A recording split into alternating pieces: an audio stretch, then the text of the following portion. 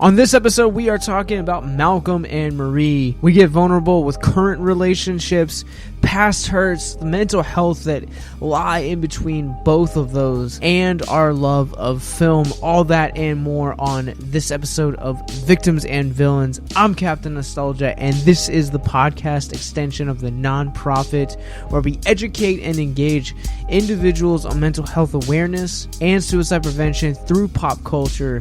So buckle in. It's about to get real deep, real quick.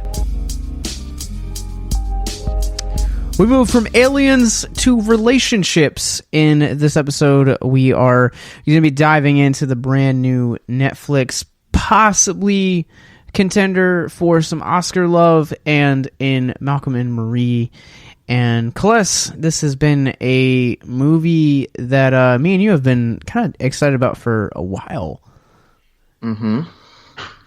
Yes, Sam Levinson, the guy who wrote and directed this film, he's behind one of my favorite shows of the last 5 years, which is Euphoria. So I came into here with a lot of expectations, and I had seen his other film, the first film he made, Assassination Nation, back in 2018. So I came in here with a good bit of expectations. Zendaya, I'm a big fan of her. I think she is on the cusp of being a superstar in Hollywood. And John David Washington, outside of him just being Denzel Washington's son, he's making a name for himself. I mean, he starred in a Christopher Nolan film, Tenet, which divided a lot of people, but I was a big fan of, and I think you were a big fan of as well. And now he also starred in Spike Lee's BlacKkKlansman, which was a big favorite of mine in 2018. And now he's leading this film. So I was very excited. And I have to say, I think it's good. It's a good film. It really goes far beyond the label it had when it first was announced. People had already seen it in the beginning when it was first coming out. You were hearing these stories about, it's a railing against film critics and it's a critique on Hollywood culture. And that was the first thing you heard about, was that, these critics were mentioned. And it's railing against how Sam Levinson feels that people critique his films and how he didn't like the review that someone wrote about Assassination Nation from the LA Times. But when you dive into it, it's more than just a film about Hollywood. Yes, the backdrop of Hollywood culture is there because we're focusing on two people who are in the Hollywood industry, but it's really a film about, toxic relationships, about narcissism, about the ups and downs of a relationship. We see throughout the film that Malcolm and Marie, they have their issues and they're not afraid to be blunt with each other about things they're feeling, about things that have happened in the past. But they love each other. They really care for each other. And, throughout the film, they have this verbal sparring. They're sparring against each other, like leveling out these true harboring feelings they've had for each other, for the way that they see themselves, for the future of what may come for them. But overall, we just get to see a black man, a black director, and his woman, and they're figuring out what the state of their connection with each other is. It's a very personal film, and it's very intimate. We're only focusing on just this one house that we're at due to COVID guidelines. We're just in this one house, and the performances really carry this film. John David Washington and Zendaya are both amazing. A lot of people have complaints with John David Washington, feeling like that he's hammed up and he's going over the top. But if you look at his character is a guy who only thinks of himself as the most interesting guy in the world, in the words of Marie later on in the film. And I have met guys like Malcolm, guys who are artists, who have big creative drives, have an ego, and they feel that anytime that someone critiques or has an opinion on their work, it feels like a disservice to them. I mean, he even talks about in the film that when he does get a positive review about his film, he's complaining about, hey, they're looking through it and putting a politicization on it. They're only critiquing my work, calling me the next Spike Lee and Barry Jenkins, but they're not calling me the next William Wyler. And the way that we take in art, the way that we interpret it, later on in the film, they talk about how the mystery of art is what makes art valuable. It's not that we just can put a label on everything and we can go back and judge something once we learn something new about the creator of it. Art is all about coming from what's in the heart, our emotions. How do we emotionally connect to it? Not just us like sitting in a room and putting together these like jargon terms and these terms you hear in a social studies class, media studies, and just putting out a review and just pigeonholing something into what we like it to be. But the basis of the film is not just about critiquing film critics. It's about how do we view and look at art, and also how do we view and look at each other as humans, especially when we're in a relationship.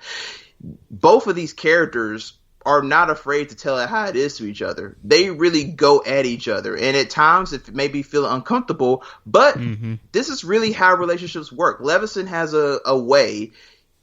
If someone goes and watches Euphoria, they'll see the same thing, that he has a way of getting into the meat and bones of, conversation, connection. How do we show love to each other? How do we become real with each other and not fall to the facade of being fake, of being a conformist, of letting someone take our art and make it into what it's not? And I think it's a beautiful film. For me, it's not great. It's not something that I can see myself returning back to over and over again, but it does hit its mark.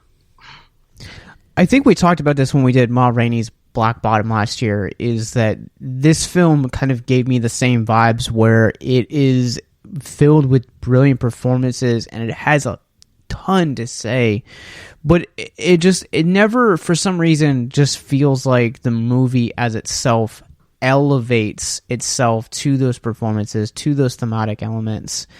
And that's kind of the thing that I got about it. And I don't know if we're like in different people groups or circles, but I did not hear anything about like it being about like film critique and stuff like that. And I had no sense of like the Hollywood backdrop that it influences the story so greatly.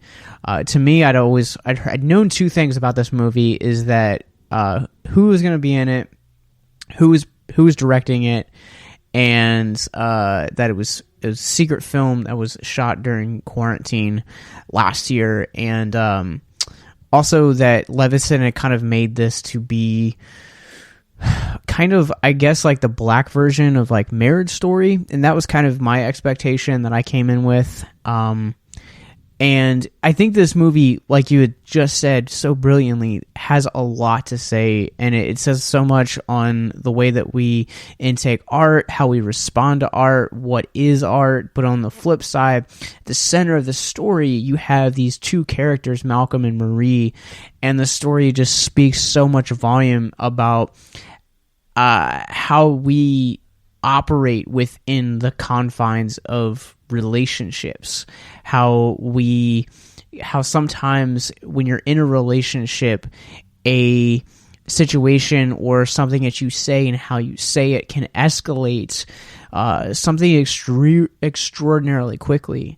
I talked about this in my review, that relationships can be a fragile thing, and that's what a lot of this movie operates on. Some of the times where you have these like really tender, really genuine moments between Washington and Zendaya, and then the next you just have these like very heated and very passionate arguments as they're trying to kind of navigate to the root cause of this fight that has escalated from the beginning of the film to the end of the film. And this movie, I know me and you had talked about it off air, but I am one of the generation that has kind of grown up on Zendaya. I used to watch her all the time on Shake It Up with Bella Thorne, and Bella Thorne obviously is now shed a good deal of that Disney image with some of the OnlyFans stuff that she's been doing, and also a lot of the horror movies that she's been doing. She's tried to get away from that image as much as possible, and Zendaya also has done too, but she's kind of dug into a lot more media roles with Euphoria, but she's also, obviously kind of shown a wide range of talent from being in Euphoria to also, being kind of that likable weirdo in the Spider-Man movies, and also at the same time, she was in The Greatest Showman, where she played the love interest of Zac Efron and the brother or the sister to Dr. Manhattan himself, Yahya Abdul-Mateen II. And so she's had a really interesting career, I think, but I think this movie in particular, it just raises her artistry to a complete other level. The same for John David Washington, and you mentioned Black Klansman and Tenet both. Tenet was one of my favorite movies of the year. Black Klansman still remains one of my favorite films of the last decade, and he's such a good actor, but I also, too, I think in this, you kind of get to see a new layer of him that we haven't seen in performances like Tenet and like Black Klansman, to where he just feels like really vulnerable and just a very relatable character in this one. That again, we haven't really seen from him before. So it's interesting to kind of see these two characters and these two actors and the way that they interact with one another. But this film just has such an intimacy and a vulnerability to it that really emphasizes the artistry of Levinson that I haven't seen in a while. I love the script of Levinson in the way that he does this. Like, everything is so articulate and so immaculate in its delivery and so well thought out. Like, this is a very, very intelligent script that we're getting, because so many fights that have gone on in my own household have kind of been like this. Not saying that there are a lot of fights, but I know that, like, there's always a root cause, and you're always like trying to navigate through different things to kind of reach that root cause. And I think Levinson just does a really good job at articulating that with the script. Yes, the thing I like mostly is just the monologues he goes on, and it's not a clear free-for-all where he's just dropping in monologues all the time. You'll see that he'll start off a little bit small. You know, there'll be a little short, casual conversations between Malcolm and Marie, and they'll have their good moments where they're talking about the film, and they're talking about the premiere, and they're talking about, what do you think about this? Like, how do you think the future's going to be? Like, what job opportunities you could have? And then we get to the points where you have Malcolm who goes off on a rant. And then when he goes off on a rant, Marie will come right back at him with an effective counterpunch. And it never feels like that they are trying to tear each other down. It's like they're trying to understand each other and the reactions that they have to certain questions they pose to each other. In the beginning of the film, there was a great monologue that Malcolm goes on where he is pretty much saying that Marie is trying to live her life through him. That she's herself as good enough as to what Malcolm is producing out there. And Malcolm tells her, like, you can't live your life through me. You have to become your own person. And this is something I can relate to. I feel that in my last relationship, with my ex, when there would be certain times we would have discussions on things, and it felt to a point that whenever I did something, she would take it personally and try to judge me on whatever I did to a certain situation. But it's like, no, you have your own mind. You have your own free will. You have your own autonomy to go and do what you want. You can't always focus on what I'm doing and try to validate yourself through what I do.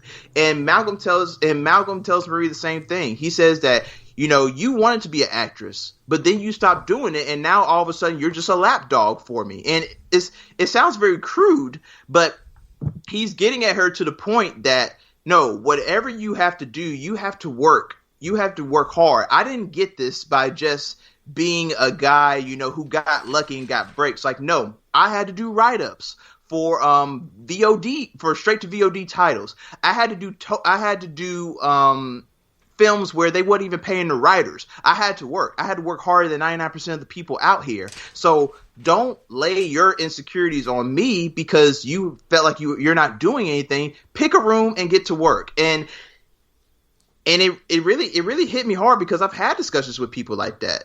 People have come to me and they're like, well, how can I do this? Like, how can I do that? How can I get started with this? And I tell the people I'm not saying that it's going to happen for you. I'm not saying that if you do this, that things are just going to work out. But you have to start somewhere. You have to put in some kind of effort, or you never know what you can be. And if you're with somebody and you're living through them, then that's doing a disservice to your own individuality. You're not even an individual anymore. You just become a clinger on to whatever someone else is doing. And that's what I've never understood, when people are willing to sacrifice their own dreams or just like kowtow on to what their partners are doing. But it's like, no, in order for a relationship to survive, there has to be different interests. It can't be all the same all the time. It can't be that, hey, we're doing this, I'm doing this, so you got to do this. You're doing that, then I got to do that. It's like, no. For me, I do the things with movies, and my girlfriend, she does things with her music. She has her own autonomy. She has her own freedom of expression, and it makes things great for us because we have differing interests to talk about. We always will be able to understand each other on different level and not have to always be conjoined by doing the same thing. Because yes, it's great to have a relationship where you like most of the same things, but it's also good to have an autonomy with yourself where you can focus on doing one thing and not have to worry about someone else judging you for that one thing because they haven't found something else to do for themselves. Yeah, it's a dangerous place to live vicariously through someone else and chase what the other person is doing. Our church recently has been doing these like small like mini profiles on families within our church and marriages to kind of get to introduce everyone a little bit better. And Eric and I were the featured of this past week, and they asked us, the question of, what does family mean to you? And my wife's outlet has always been cooking and crafts. She meets once a week with a friend of ours to crochet. Like, that's just what they do. They have tea and they crochet and talk about life.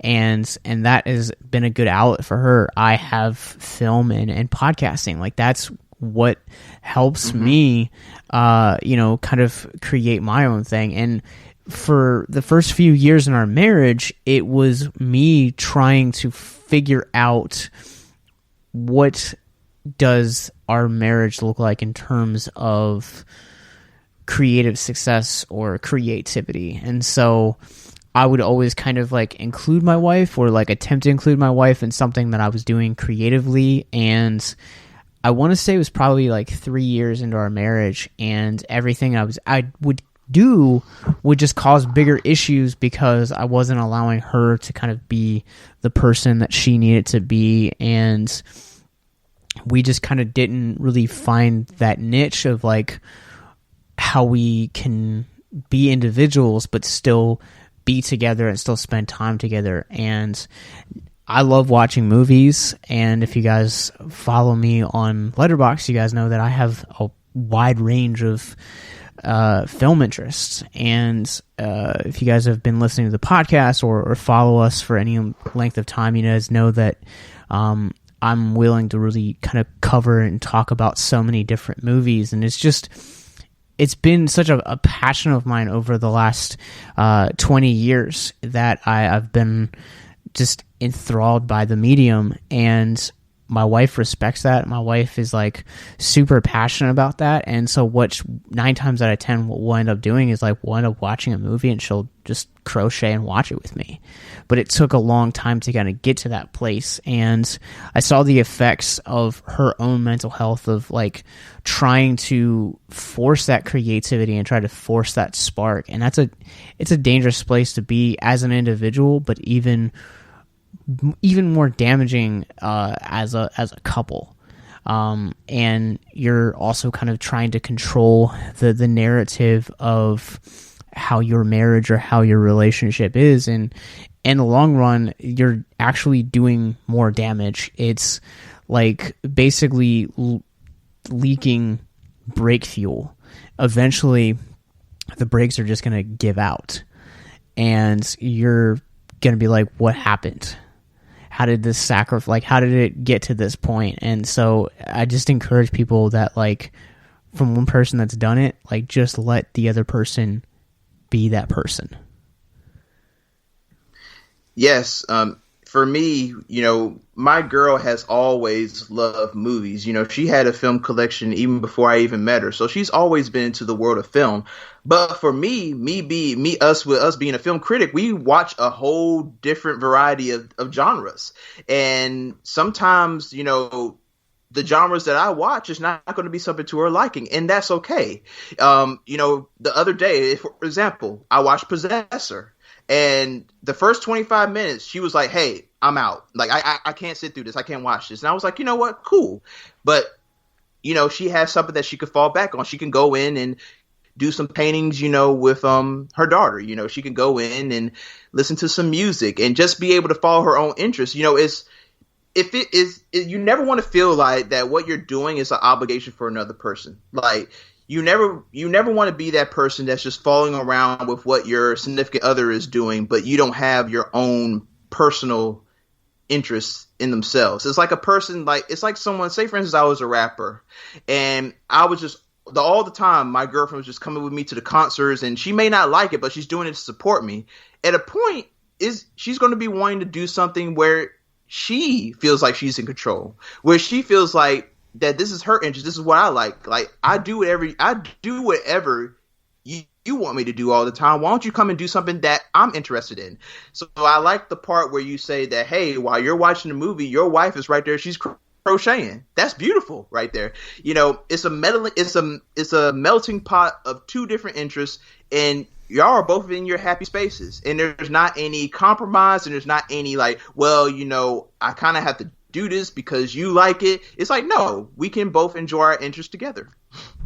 I want to go back to something else you had talked about, particularly about having to be your own person. I don't know if you've ever gone through a season in your life where you were trying to make someone else happy, and because you thought that if they were happy, you would be happy. I went through this really terrible time in my awkward teenage years where I was like, okay, I'm going to listen to rap music and I'm going to dress in the way that everyone else is going to do it, because I grew up in Baltimore, so I had a lot of influence around that. But I came to find out that I like certain rappers. I'm not a fan of all rap music.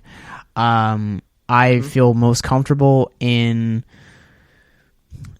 pajamas, honestly, and I also like weird, scary movies, but chasing after fads and trends in order to think that, oh, if I can match this person's style, then it will give me the legitimacy to be happy. And it's honestly, I have found out that that's not the case.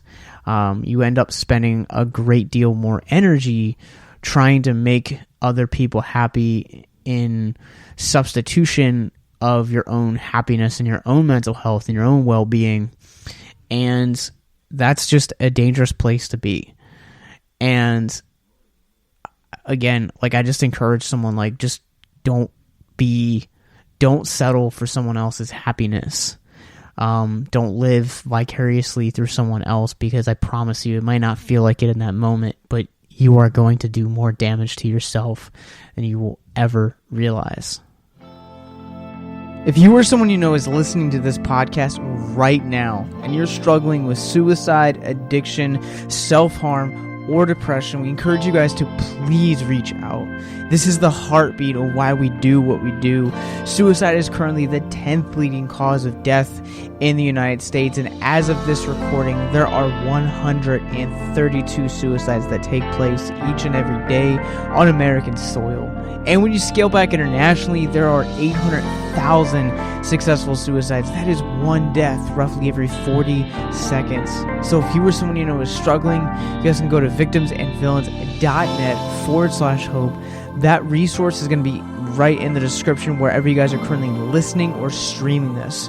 There you'll find resources that include the National Suicide Lifeline, which is 1-800-273-8255. You can also text HELP to 741-741. We also have a plethora of other resources, including churches, getting connected with counselors, LGBT resources like the Trevor Project, and also veteran hotline as well. Please, if you hear nothing else in the show, understand that you listening to this right now, have value and worth. We get it. Suicide, depression, mental health, these are hard topics, and the stigma around them doesn't make it any easier. But please consider the resources right in the descriptions below, wherever you guys are listening, because once again, you have value and you have worth. So please stay with us. I mean, think about it. You know, when we allow ourselves to let other people dictate our happiness or dictate our interests or dictate what we should act or be like, we are essentially conforming. You know, we are becoming conformists. We're not being free spirits like we are. We're blessed. We are all blessed to have free will. We're all blessed to have our own choices.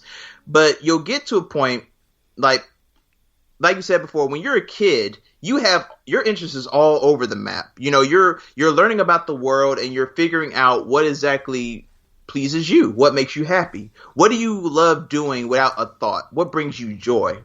And when you're doing that thing, when you're doing what makes you happy, sometimes you come across people who see what you're doing is making you happy, but then they like to put these social norms, these labels on it. You know, when I was a kid and growing up in Georgia, as a young black kid, I had interests. I had interest in rock music. I had interest in movies, like not just like the mainstream action blockbuster films, but also for the art house films. You know, I had interest in, you know, black and white. I had interest in silent films. I had a big interest in silent films when I was young.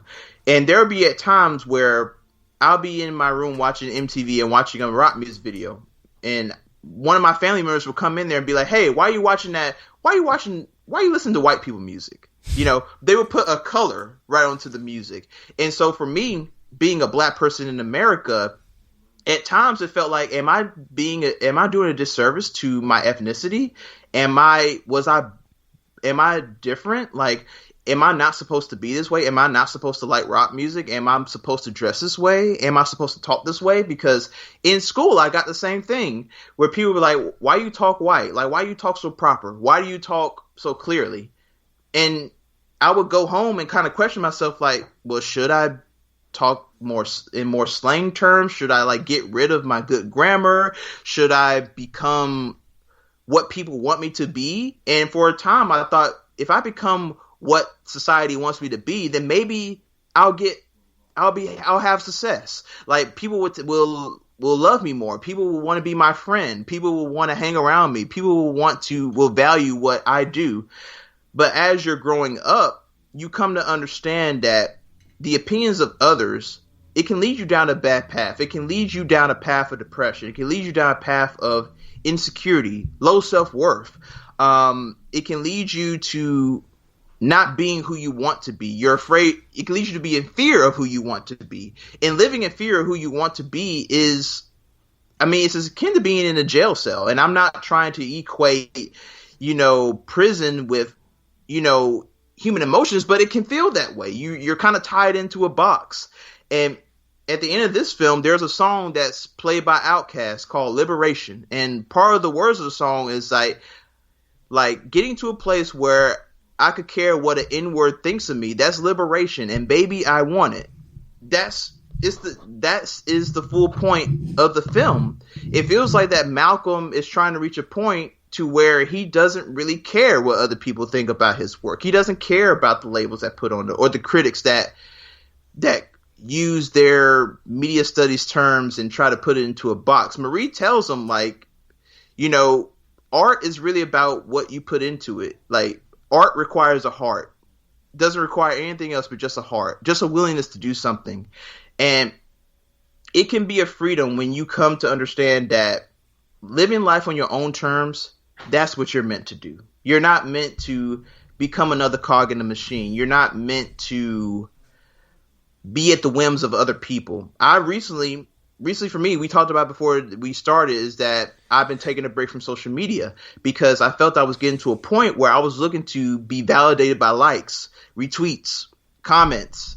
You know, people who, if people didn't say that I had a good review, or people didn't like my review on Letterboxd, then it got to a point where I was feeling like, okay, well, people don't like what I'm reviewing. Maybe I need to change my style. Maybe I'm not a good writer, but I sat down with myself and I was reading some books and I was looking at some YouTube videos, and I come to find out that, you know, who knows? None of us have it figured out in life. None of us knows what's the right way to do something, what's the wrong way. We're all trying to make sense of the world in front of us.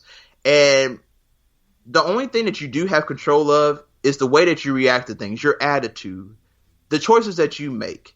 And I've always had this devil may care attitude. At the end of the day, if you're happy with the way that you live your life, no matter what, no matter if it's like you're living in a 400 square foot room, or if you're living in a mansion, or if you're, you know, listening to this kind of music, watching this kind of film, hanging around these kind of people, as long as you're happy with what you do, then that's what you should be happy with. You shouldn't have to depend on what other people think about you, because it's easy to throw judgment at somebody. It's easy to criticize how someone else is living. But look at yourself. Look at yourself in the mirror and see, are you happy with yourself? Because most of the time when we're lobbying judgments and comments and snide comments about someone else's way of living, we're not happy with ourselves. So I've learned that truly being happy with yourself is truly being who you want to be without a care in the world, and enjoying it, reveling in it, and not apologizing for it. Sure, but it's a process also in the long run too. I remember when we first started this podcast, it looked completely different. It sounded completely different. It sounded like trash. I always joke around with people that if you're gonna listen and check out Victims and Villains, please do it after episode 52.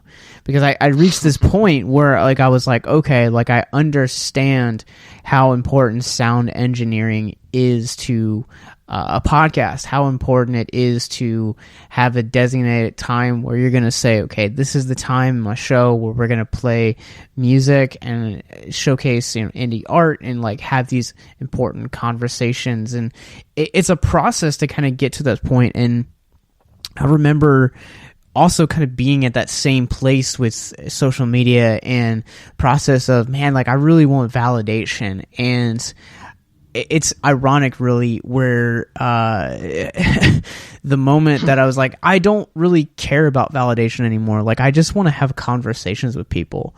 And so, like, if I am going to, like, say on social media that, hey, I'm watching this John Carpenter movie for the first time, and I love just interacting with people and talking to them about film, because, like, at the end of the day, like, that's my biggest passion is this medium, is the reason why you hear us talk about movies more than any other kind of medium, is because movies are easy to take. They affect us emotionally, and they provide us with great thematic conversations to have in such a short period of time.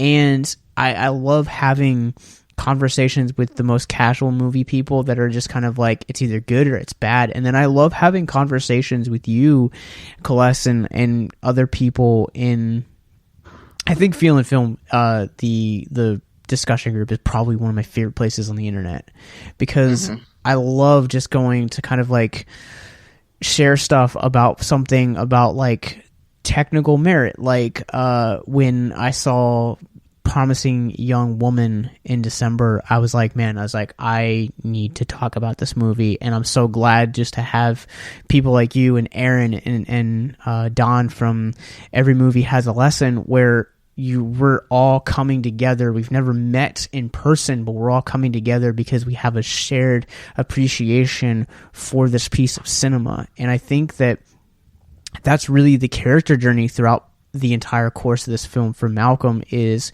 coming to a place where he can have peace and confidence in his art. And I kind of trailed off there, but the moment that I stopped kind of looking at social media as a place where something that was harmful to my mental health and started saying, I'm going to embrace community and conversation, and also I'm not going to care about who reads what I put out or whether or not it's they agree or not. I just want people at the end of the day to know that they have value and that they have purpose, and it's through Malcolm and Marie, it's through Tenet, it's through Black Klansman, it's through Euphoria that we're having these conversations and we're talking about it. And at that moment, with that mindset, ironically enough, the podcast listenership actually went up when I stopped kind of really like worrying and stressing so much about it. It was like something just happened in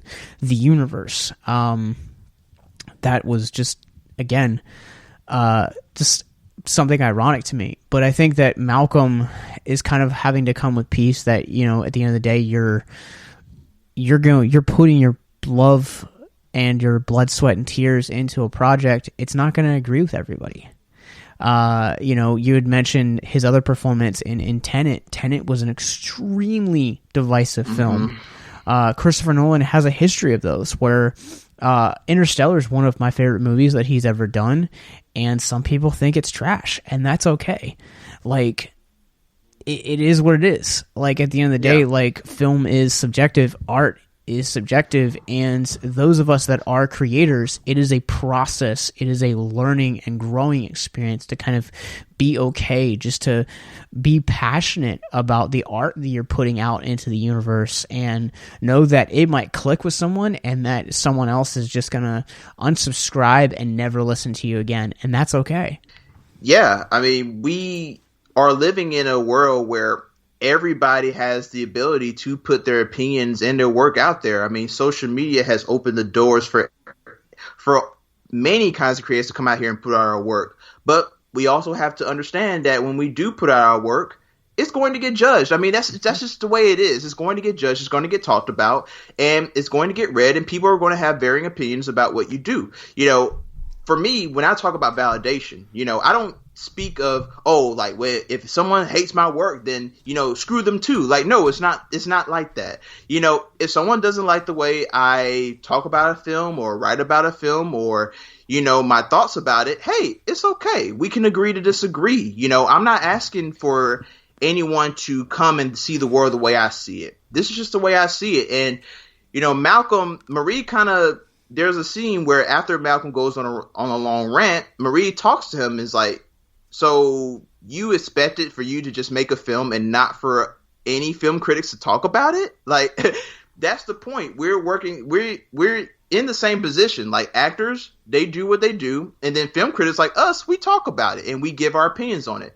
Me and you, whenever we talk on this podcast or anybody in film, we've never been like, hey, my opinion about this is right and yours is wrong. It's not about that.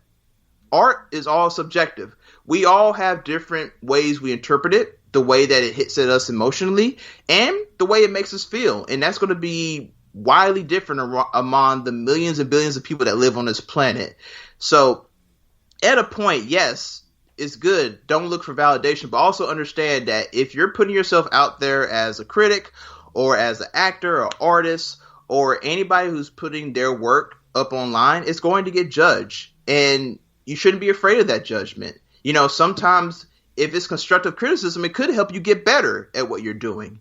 Like you talk about with your podcast, you understood that in the beginning, there were some rough stages of learning how to get a good running podcast going. Learning how to work the sound engineering, learning how to, be able to talk extensively about a film, learning how to speak good and doing all these different techniques. It's a process.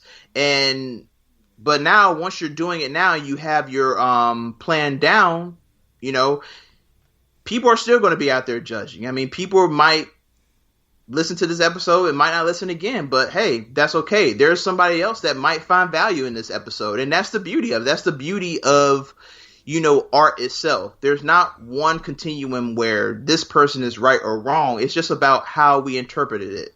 Malcolm has a great quote in the film where he talks about art doesn't need a message. It just needs a heart. And it's all about how you interpret something. It's not about what is this and what is that. You know, it's very easy for us to, when we look at a film, we can go back and then like, oh, well, this director was a black man. So, you know, maybe this is why he viewed this situation that way. Or, oh, this director was a woman and the writer was a woman and this is why they wrote this. Like, it's very easy to go back into hindsight and to allow labels to kind of justify and also demean art in a certain way. But no, art is a mystery. Like, there's always mystery to something. Like, hey, why did Michael Mann make Heat the way he did? Hey, we might never know. Like, he may give us an explanation through a commentary or something, but we don't know why he decided to have the sound mixing that way. We don't know why he decided to cast it Rob De Niro, Al Pacino in these roles. We don't know. It's just a feeling. It's something that comes into your head and you just put it down on paper. You write a screenplay. You get a production crew together, you film scenes together, and then you release out to the public, and you hope that people like it. But also, if they don't, it's okay, because you put your heart into it. And as long as you put your heart into something and you have joy doing it, that's all that counts. Yeah, I want to ask you something, because this is one of the very predominant themes that Malcolm tends to lean very heavily on throughout the course of this film, at least through the first act. If a film deals in a way with a character of being anything outside of the traditional white male lead that we've come to kind of call the norm, does a film become political in that sense? I guess it does, but only because there hasn't been a good trend in history of us having black leads like John David Washington in most films. I mean, you go back to the early days of Hollywood, you go back to the 20s, 30s, and 40s, the common place that you would find a black person in a film was either as a waiter, a bellhop, or some kind of servitude position. You know, there weren't many of us that were leading films and being able to have the same opportunities that white people had as far as getting those roles. But now we're living in a new generation. We're living in a new age where diversity is key and it's important and it's spreading all around, not just in Hollywood, but also in different sectors of the economic space. And I feel that we are so in tune to politicizing something because we're not used to seeing it. I mean, think about it. When Black Klansman came out, or when things like Black Panther came out, it became so easy for certain segments of the audience to look at a film like that and be, oh, wow, like, it's a black superhero film. Like, we've never had a black superhero before. And those kind of politizations are key because it breaks down the door. But anything else, like, say, for instance, we had a romantic film where it's just two black leads. Then we'll have people talk about, oh, well, they're trying to make these black romance films now, or like they're trying to it's very weird at a point. I still don't understand it. I've come to see films like Malcolm and Marie or Tenet. I didn't even see John David Washington as being this black action hero. I just saw him as just being a hero, just being a protagonist. A guy who's tasked with doing a mission in this film. I didn't see him as being like a pillager for being the black experience of what it's like to watch an action film. I didn't see it like that. But people still do that, and it's only because we're not used to diversity. But I'm hoping that in the next 20 years, it could become commonplace to see a black person as a superhero. That becomes commonplace to see a black person as an action hero. That becomes commonplace to see black people doing these roles that were given to white people over the past generations, that we treat it as such. That, hey, it's just, oh, John David Washington's playing this film? Okay, cool. Like, no mention of him being a black actor, no mention of any of the political ramifications of his character or what it's going to do in breaking down these barriers or whatnot. I hope it just becomes a point where it's commonplace. I want to just nitpick one thing you said about Black Panther in particular is we all forget the Wesley Snipes juggernaut that was Blade. Okay. Just want to throw that out there. That happened. We might be covering Blade at some point this year.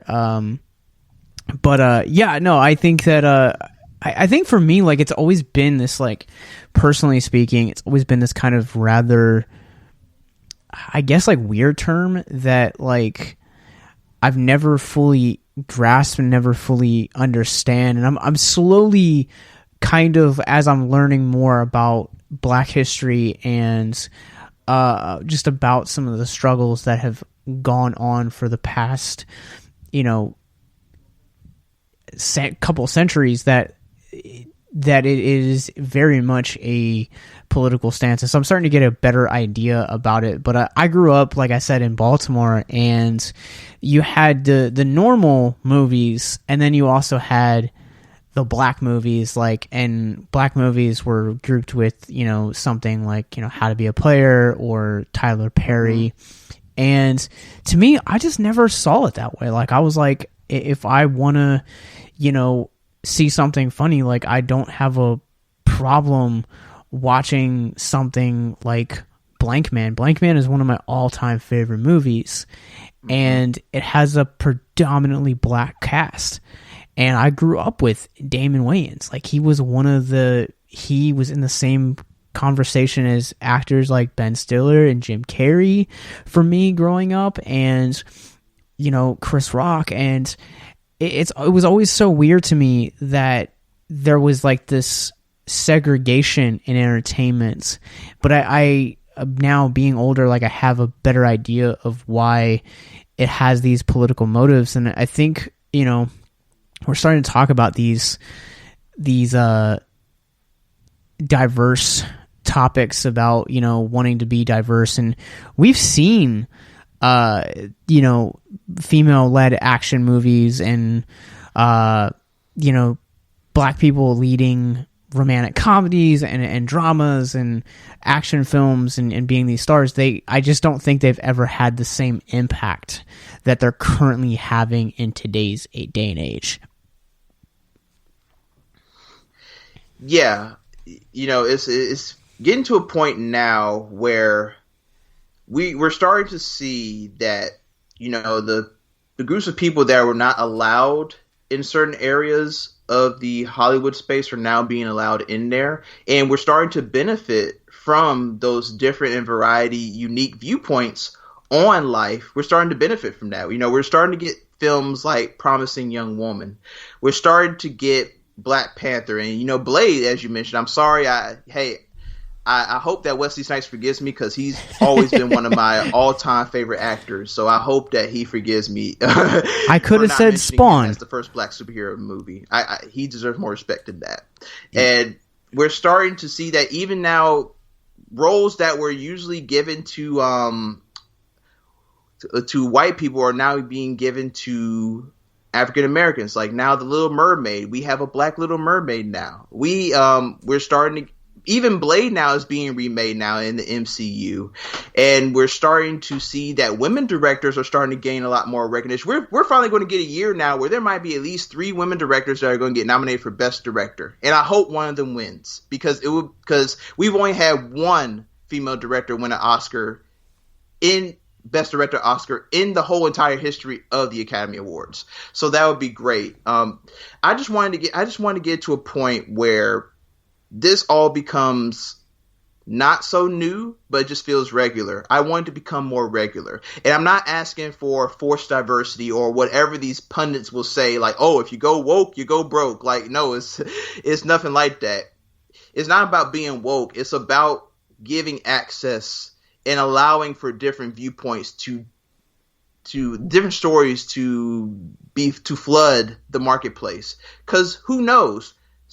When I went to go see Black Panther, I didn't see just Black people in there. I saw white people in there, and I saw that they were learning about Africa. They were learning about that Africa is not just a place where AIDS and Ebola virus and where there's like child soldiers and there's poor war-torn villages. Like, no, Africa is a beautiful place. You just gotta find somewhere outside the mainstream news to really look up and research Africa and understand its history. And I had people who was coming up to me afterwards and saying, like, wow, I didn't know this about Africa. I didn't know that Africa had kings and queens. I didn't know, that Africa has such a varied history of culture. Like, it's movies like that are going to allow for people to come together more. Because right now we're living in a state of division. You know, we're not united at all. We have been divided for as long as I can remember me growing up in America. This is the most divided I've seen America. And I'm not saying that films are going to be the all for all that's going to cure everything, but it will allow for people to understand different viewpoints and to understand, like, okay, why do I see this person that way? Like, why does this person feel like they have to tell this story? It's because it hasn't been told before, and it's going to allow people to understand them at a human level. You know, we see that there's a lot of dehumanization that went on in old Hollywood. You know, black characters were only put there for comic relief or to be embarrassed or even to be the first person killed in a horror film. You know, and so now we're seeing that black characters in a better light. We're seeing them as not just drug dealers, not just as gangsters. We're seeing them as action heroes. We're seeing them as businessmen. We're seeing them as directors. We're seeing them as creatives. We're seeing them as the sex symbols. That's what we're seeing them as. And I think it's all for the better, and it's something that should be continued to worked on. Right, because film is supposed to be, and art really, period, is supposed to be this ocean of diversity and creativity. And I think one of the reasons, I know for me as a film viewer, that I find so captivating is the ability to pop in a Blu-ray or to hit play on a streaming service and be able to be transported into a completely different culture. We keep coming back to Black Panther, and in a large respects is because it was the first film that we've seen in a long while where it's uniting everyone. Everyone is being exposed to the culture of Africa and to the world of Black Panther, and like you had said, like breaking those stereotypes that we think of so frequently. And we also talked about, you know, promising young woman, and I promise you that episode is coming too, because that film, I feel like, is one of the most important films that we've seen in recent years, because one of the lines in the trailer is it's every guy's worst nightmare to be accused of that, and to which our protagonist answers, can you imagine what every woman's worst nightmare is? And that film allows you to transport viewers into the experience of what it must feel like to go through and endure something like a sexual assault and never to be believed, or never to kind of really get the reconciliation or what the effects are that come after that. And film is a great medium to really bring those experiences and those cultures and those stories to life. And it's a shame to me that we still live in this world where a lot of it, if you're dealing with race or you're dealing with, you know, even women to a certain degree, or other cultures, that it has to be this political thing. At the end of it, like, we're all humans. Like we might come from different parts of the world and we might have different experiences, but at the end of the day, we all bleed. We all feel pleasure. We all feel sadness. We all feel joy. And I think that eventually I would like to see the world get to a place where, Caless, you're right, we are in the most segregated and divided that we've ever been when it comes to ideals, political agendas, homophobia, transphobia, and just injustice and prejudice as a whole. Like this is the worst that we've ever been in it. But I'm confident that if you can have people like us that are of different, skin tones and kind of share that difference in opinion, where The Hunt is something that has kind of been an inside joke for us. We both, I really loved it. It was one of my favorite films of last year, and you hated it. but yet we still found like common ground to where like it still didn't mean that because we thought differently of it that we were going to stop like being friends and creatives together. That no, it just means that we're just going to be like, okay, like you loved it, that's cool. Caless, you didn't like it, that's cool. Let's find a way to move forward. And now it's kind of become this like joking thing in our friendship, where like every time I watch it, I'll just shoot you a text and being like, getting ready to watch your favorite movie again. Yeah, anytime I get those texts, I'd be like, oh, he still hasn't seen the light. He's still in the dark. But maybe it's you that hasn't seen the light. It could be. It could be. I mean, who knows? Maybe one day when I'm bored and there's nothing else for me to watch, I might just sit down and be like, you know what? I'm going to test myself. I'm going to see if I really see this film as what I used to thought it'd be. Maybe it might take me some years, but I might get back to the hunt. You know, I can't promise you anything, but I might. How would you guys like to help us get mental health resources into schools, conventions, and other events? Well, now you can. Simply go to patreon.com/victims and villains for as little as $1 a month. You guys can help us get mental health resources into current and upcoming generations, educate and break down stigma surrounding mental health, suicide, and depression, and to get exclusive content that you can't get anywhere else. And you guys can tell us which Nicolas Cage movie you want us to cover, and we'll do it. All it takes to get started is to go to patreon.com/victims and villains, or simply click the link in the episode description wherever you guys are currently listening or streaming this episode. Pick your tier and get started today. Yes, it's that simple. So quickly select the tier that you want and help us get hope into the hands of the depressed and the suicidal today.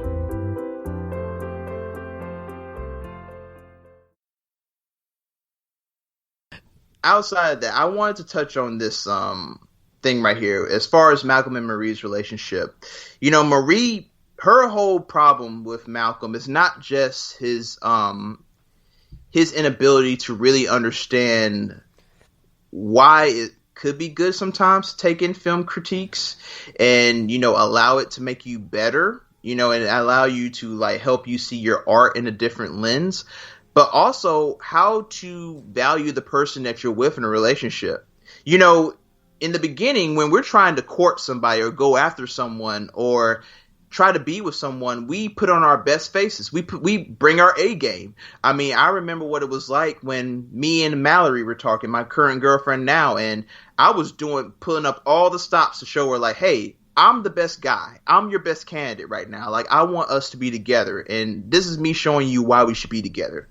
But then I noticed that when you are in a relationship with that person and you're not having to really fight for them or really like stake your grounds on why you're the best boyfriend, like you already are there, we become complacent. We become kind of lackadaisical. We stop doing the things that we were doing in the beginning to show that person why we love each other. And Marie, pretty much the whole film, all she wanted was for Malcolm to thank her in his speech. You know, all I wanted for you is to thank me for doing the things that sometimes you don't want to do, or thank me for reading your over 100 drafts of your script, or seeing over 100 dailies of what you were working on, or just being there for you and helping you move into this new house that the production team put us in, and just like being there, walking hand in hand down the red carpet and being there for you and supporting you. Thank you. That's all she's asking for.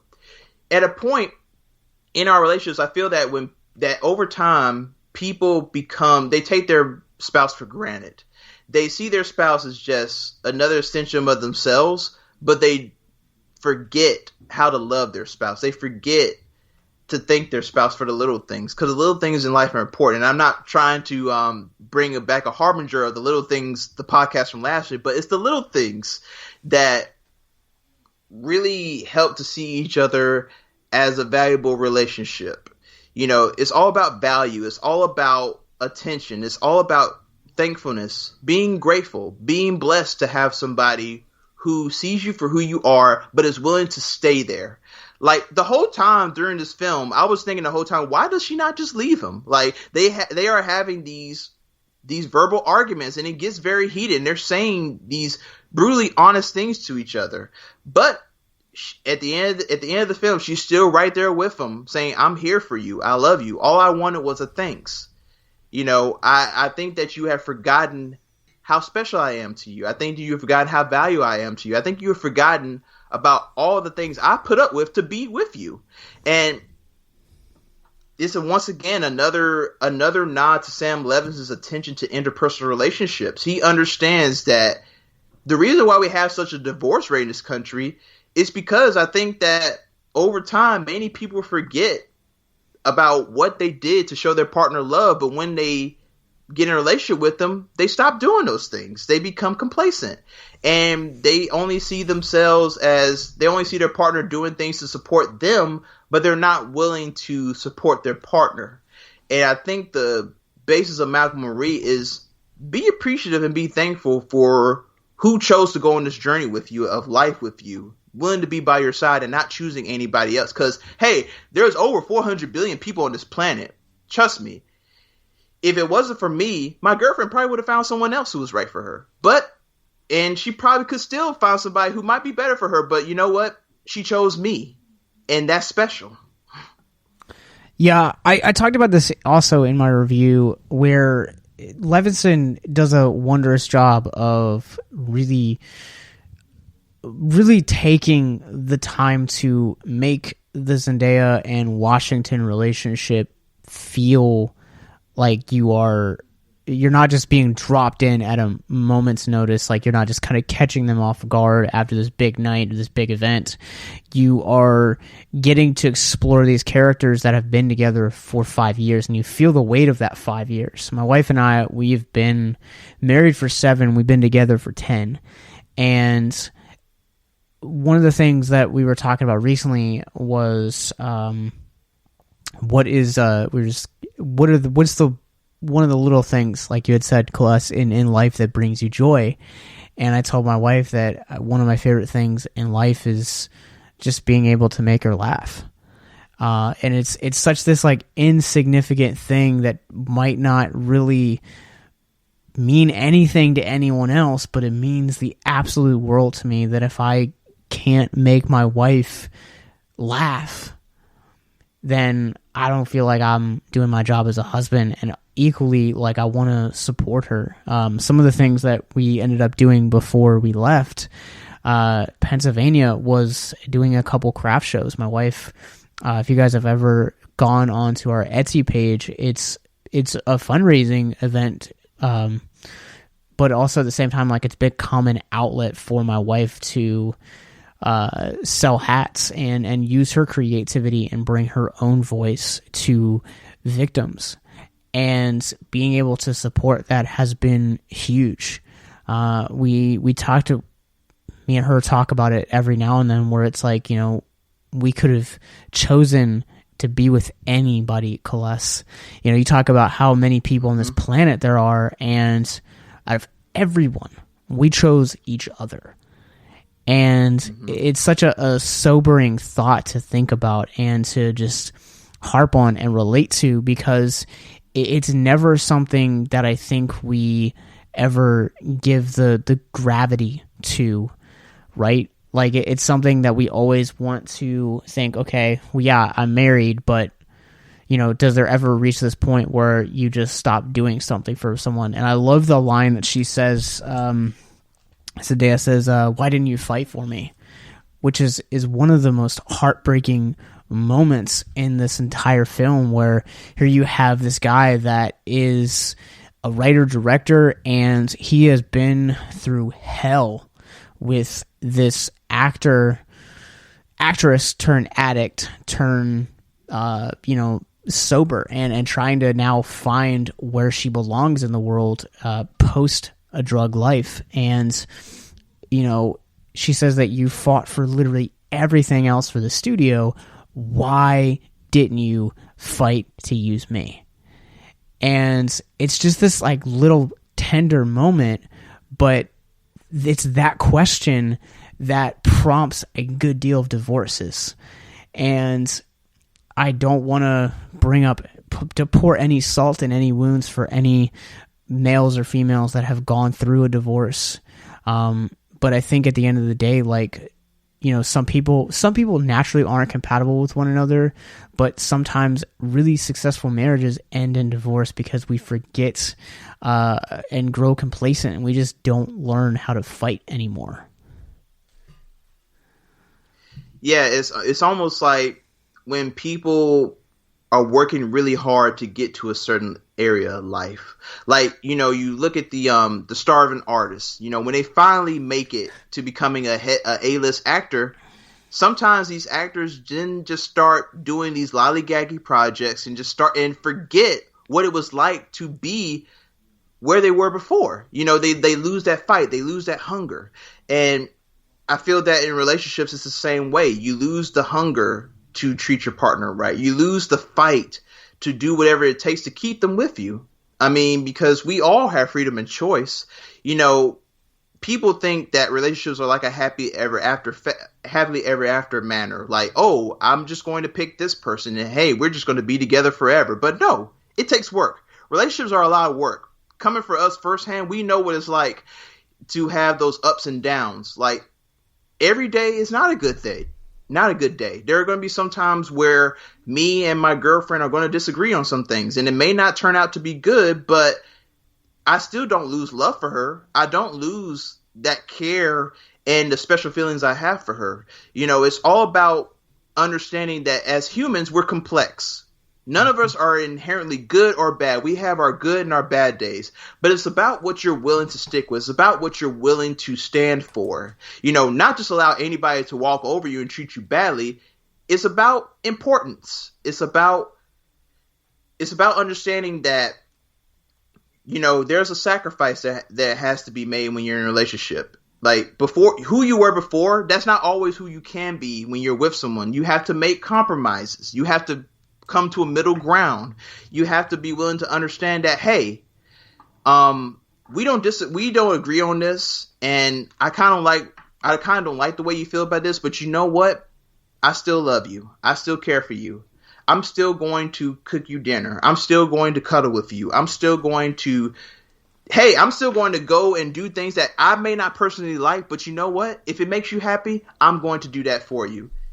At the end of the day, it's all about sacrifice. It's all about putting away your selfishness and willing to understand the viewpoint of your partner and seeing that, hey, my goal being with you is not just to love you, not just to make you happy, but to also see you as a human being and not see you as a tool or a toy that I can play with and mess around with, or just an object that I go to sleep with every night. No, it's not about that. It's about value. And I think that if there was one thing I could take away from Malcolm and Marie, it's about value. Not just the value of being a director and having your own voice as an artist and a filmmaker, but also the value of seeing that special someone, that spouse in your relationship, seeing them as something other than an object to love, seeing them as important.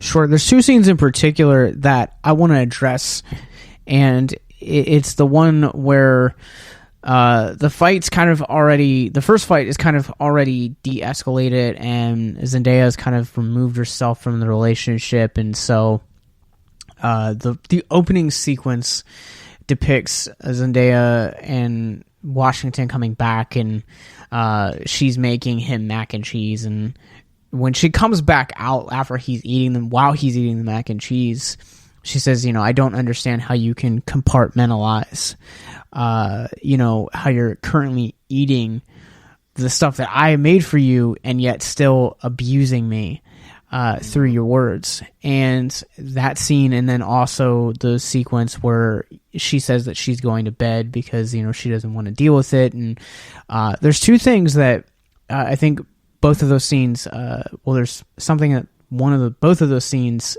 say, and that is, you know, never go to bed angry at one another. It's one of the very first rules of our marriage that my wife and I set up when we were before we were even engaged, when we were dating, we were starting to talk about marriage.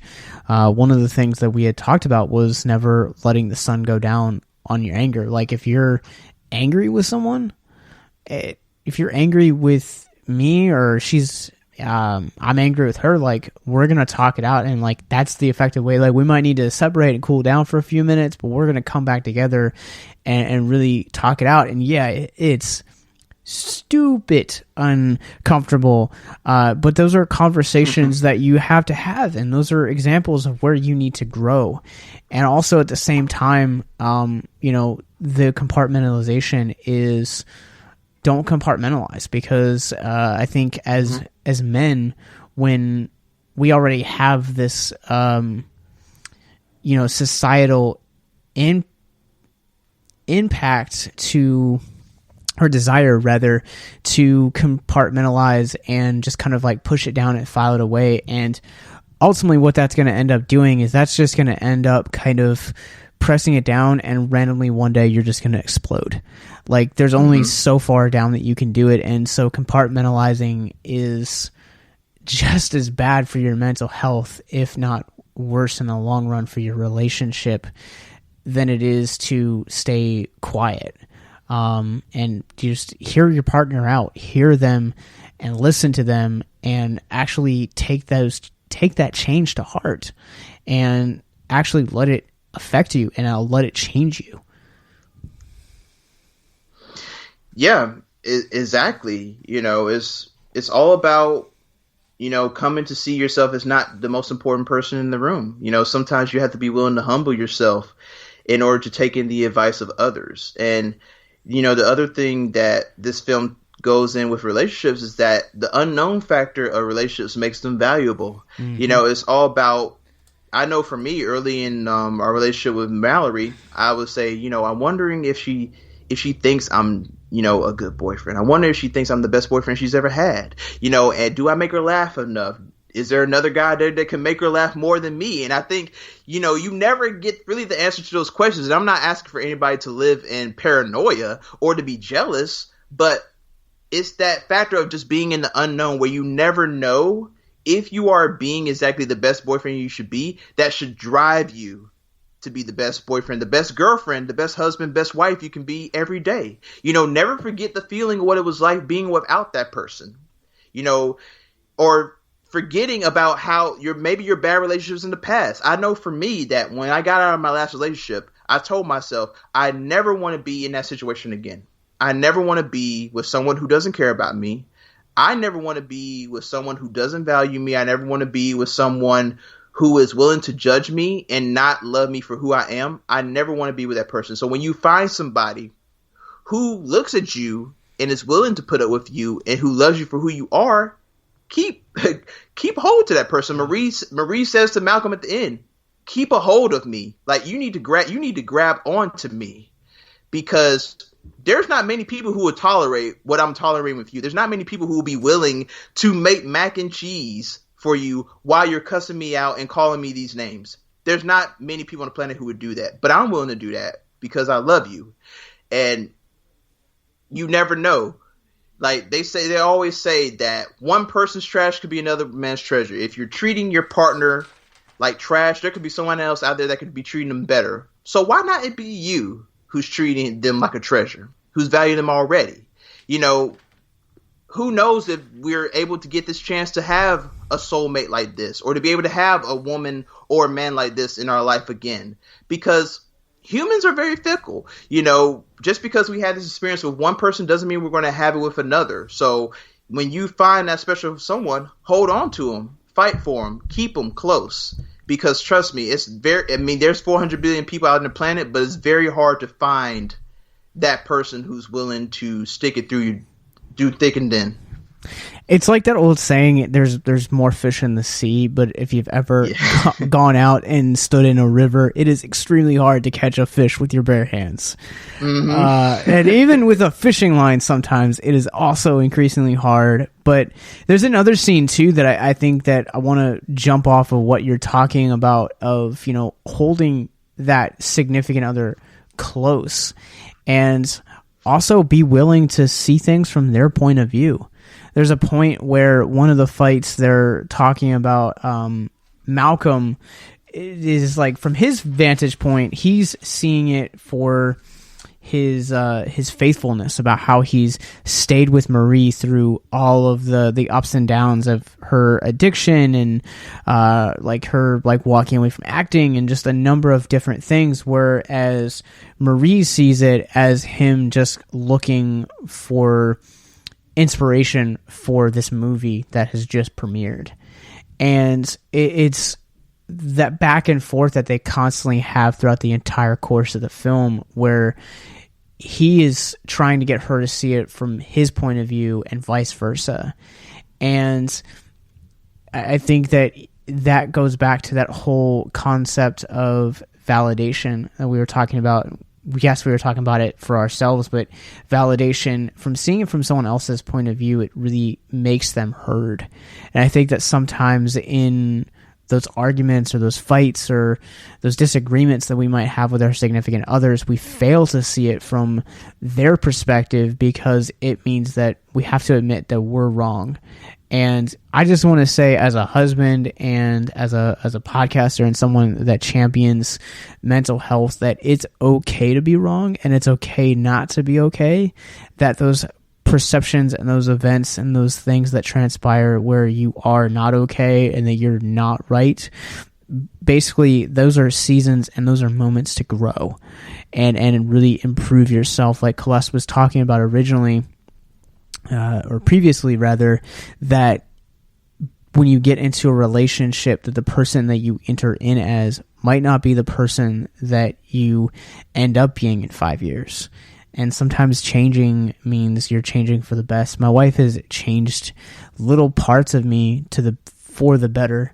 I am still the very loud weirdo that she met the day that we first met, and till right before I hit record on this podcast. Like, I am still that same guy, but I've grown and I've matured in so many different ways. And my wife has helped me grow. And it's a part of that growth process has been also seeing it from her perceptions and from her point of view. Yeah, I mean, it's very unique, you know, for me in my situation, that me and my girlfriend had just gotten away from some bad relationships before we ended up together. And we even still have some conversations about, hey, you know, back before, you know, I used to go through this, and there was a point in time where my girlfriend wouldn't allow me to buy her things. You know, she would say like, oh, you know, you don't have to do that, or, oh, you know, it's okay, because she was so used to being in a last relationship where she was not really given anything by her past boyfriend, not even flowers, you know, not even little things like that. So I make it a duty of mine to do that. I make it a duty to do things that she's never had done before, because she deserves it, you know. And when you're with somebody and you love them, then you come to see them as not just, you know, a girlfriend or boyfriend or a husband or wife, but a best friend. You know, you come to care about them and to care about their livelihood and to worry about how they're feeling each and every day and the little mannerisms that they have.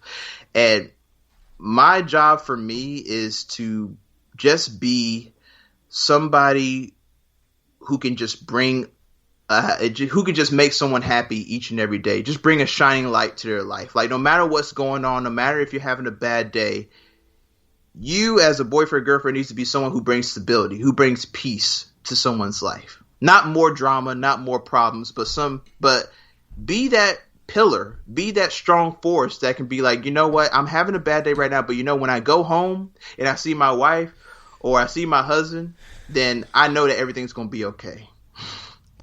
Yeah, and also we're a show that talks about mental health, and there's a lot when you are talking about relationships and the mental health that goes into that, because you know, I don't know if you consider you and your girlfriend one, but I know for me and my wife that the active marriage talks about how, like, the two are becoming one.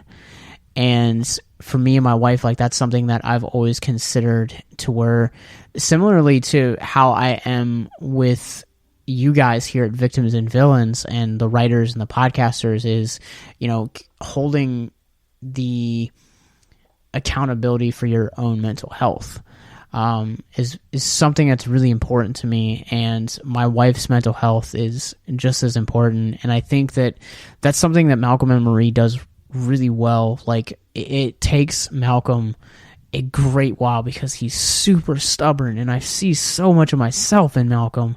But at the end of the day, like, you know, I think he sums it up really great, where he basically goes to Zendaya and he says, you know, you're a pain in my butt, but you're also one of the most beautiful, most amazing people I've ever met, and I love you so much. And the movie just kind of ends on that note. And it sums up the entire movie, to where you have these really tender moments, but these really passionate and these really uncomfortable moments that capture the energy and the natural realism of what it's like to be in a relationship, and what it takes to be in a relationship, and what it takes to actually sacrifice and function and have to give, and how all of that implies on your mental health as a unit, but also individually within the unit. Summed it up as great as I could, brother. I mean, you're exactly right. I mean, it's crazy. You know, I think we have done a great job of just painting this film as more than just an attack on film critique, because that's what I'm seeing in a lot of reviews. I'm seeing that most of the people are focusing on the attacks on film critiques. They're focused on, you know, the whole state of the Hollywood industry, the comments made towards that. They see this as Sam Levinson just like adding his personal feelings about, which is true. He does come across getting his personal feelings about Hollywood and some of the things he's gone through. But I mean, the film is titled Malcolm and Marie, so the onus of this film is really the relationship between these two people. The film criticism and the conversation about that are the jump off point. They're a nice jump off point, but at the heart and at the end, it's really about these two people trying to figure out how to move this relationship and how to care and understand and love one another, especially for Malcolm's part. Because Marie, she has that down pat. She's been with him. And Malcolm has been for her, you know, through her struggles. And it's all about people coming to understand and value one another. Which is weird. I guess for me, like, even watching this movie last night, like, I never viewed it as a movie about film critique, because it's such a minor part of this movie. Like, yes, it takes place within it, but it's not a major, like, clinging part. If anything else, the thing about entertainment that is such a profound effect on Malcolm and Marie's relationship as a whole is the fact that A, some things went down at the premiere, and B, that, you know, this character that Malcolm creates for this movie, was it or was it not based on Marie and her struggles, and you know, really how that's impacted her. And I think that sometimes when you're talking about art in particular, it might not be something as grand as a big Hollywood premiere where you're having people from Variety and Hollywood Reporter, you know, commenting and critiquing your art. It might be something as simple as a podcast like this. I think at the end of the day, like, art to a degree is also going to have an effect on a relationship to a certain extent.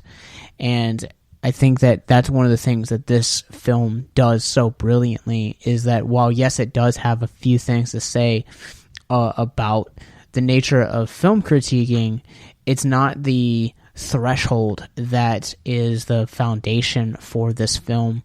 It is how that stuff is impacting this couple that we're spending 104 minutes with. Yeah, I think that would be a good send-off point right there. I think we have gone right over this film with a magnifying glass. So, all right, well, where can people find you online, my friend? You can find me on Twitter Instagram and Letterboxd under Black Nerd Magic. You can also find me on Facebook. My name is Caless Davis, Caless, last name Davis. You can also check out my other work I have done by going through our past episodes of Victims and Villains and some of the reviews I've done for Victims and Villains. And you can also check me out on Feeling Film and our podcast and the reviews I've done. And also, if you're a film lover, come check out our Feeling Film discussion group on Facebook. It's a very welcoming group, and we just talk about how much we love film.